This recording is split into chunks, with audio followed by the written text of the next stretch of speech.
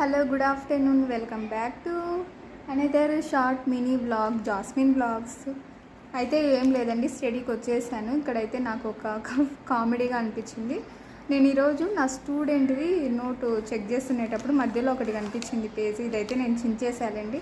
ఏంది ఇదంటే, మిస్ నేను రాయలేదు, మా అన్న నోట్బుక్ నేను తెచ్చుకున్నాను అని చెప్పాడు రీజను.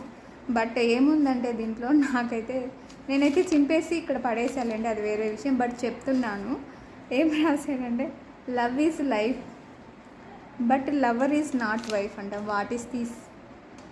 ఏంటిది? ఓకేనా, ఇలా చింపి పడేసా.